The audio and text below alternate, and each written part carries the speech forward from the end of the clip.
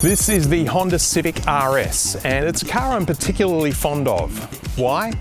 Because I've owned one for the last 2.5 years.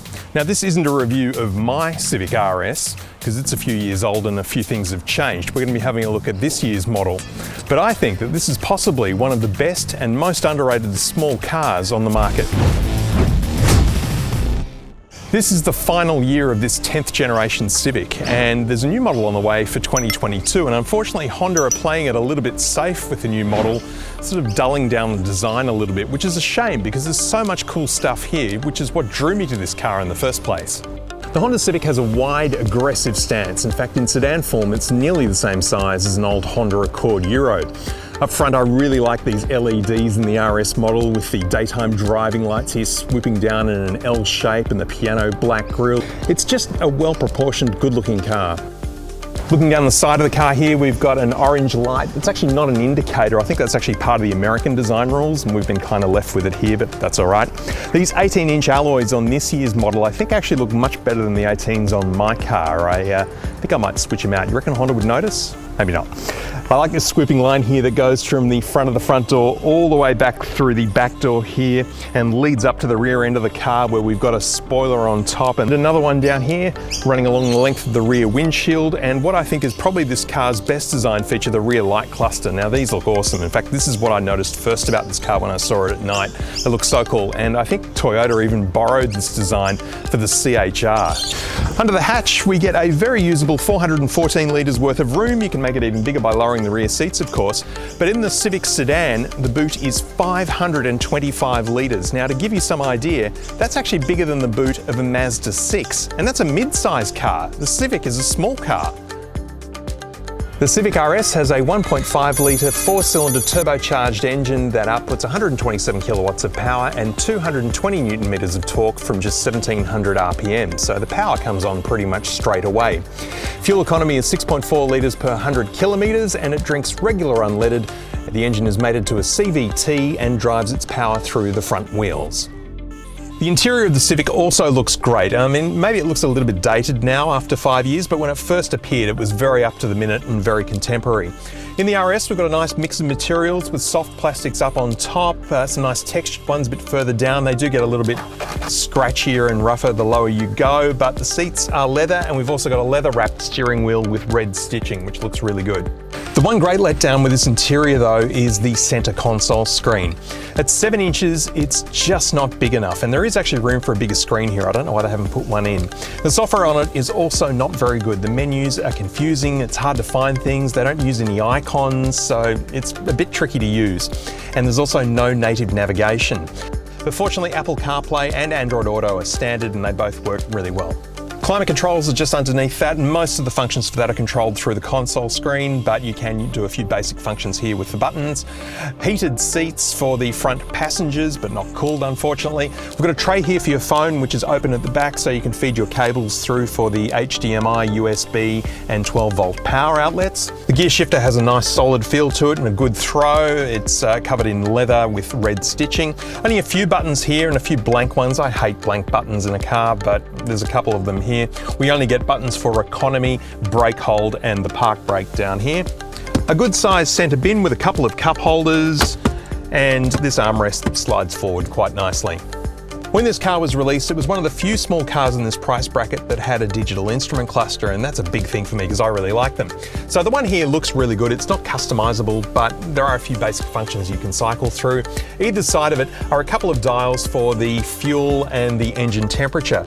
Now, while these look like LEDs at first glance, they're actually not. They're analog dials that have just been designed in such a way to look like they're digital.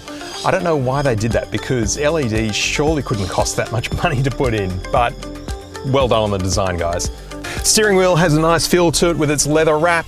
We've got buttons for the sound system controls here on the left, cruise controls here on the right, which can be a little bit fiddly to use, but they do work well once you've got them sorted out. Seating position, nice and low in the cabin. It's a really sporty sort of feel to it. Good visibility out the front and also out the back. It's okay out the sides with those high sills. There's no sunroof in this car. I have one in mine, and also the black headliner in this car does make it a bit dark.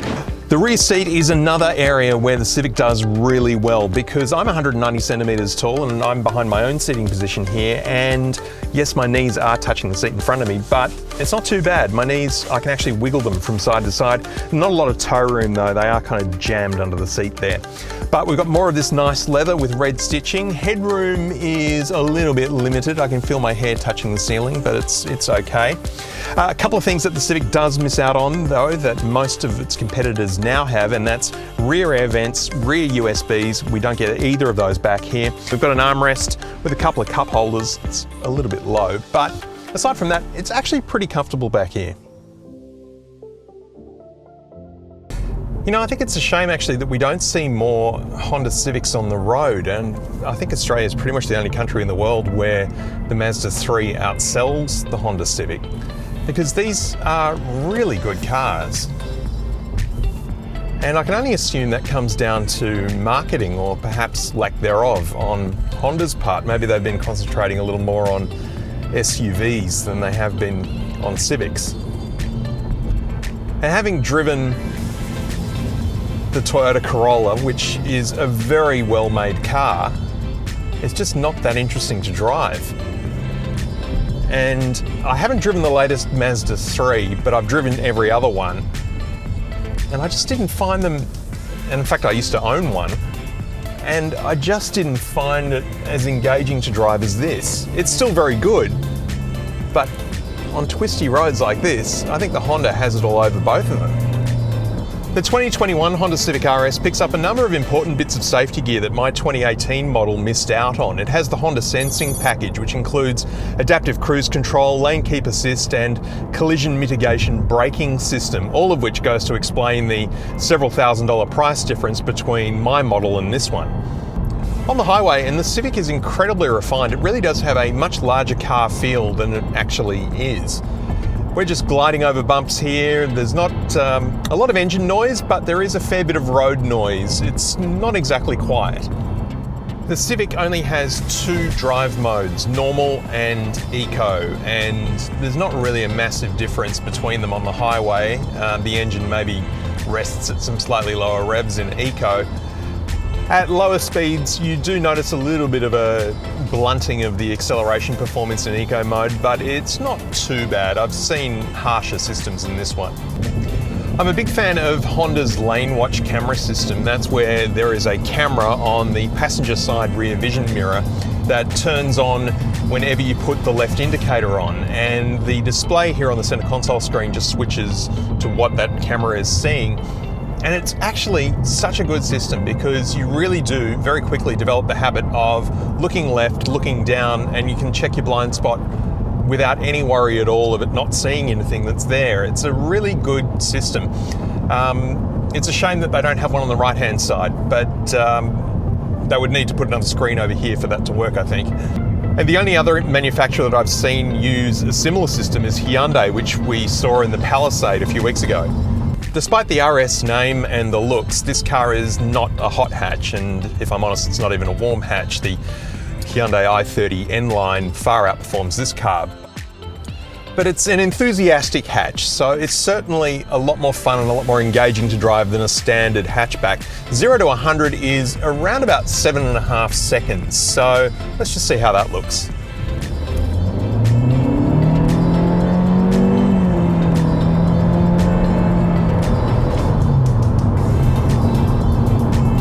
Bit noisy.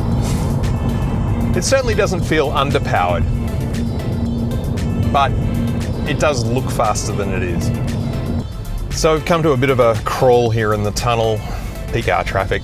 So let's try out the adaptive cruise control and see how that works. If we go set, no, I've just turned it off. Cannot set cruise control, brake pedal is applied. Well, that makes sense. Set, there we go. Okay, speed limit is 60.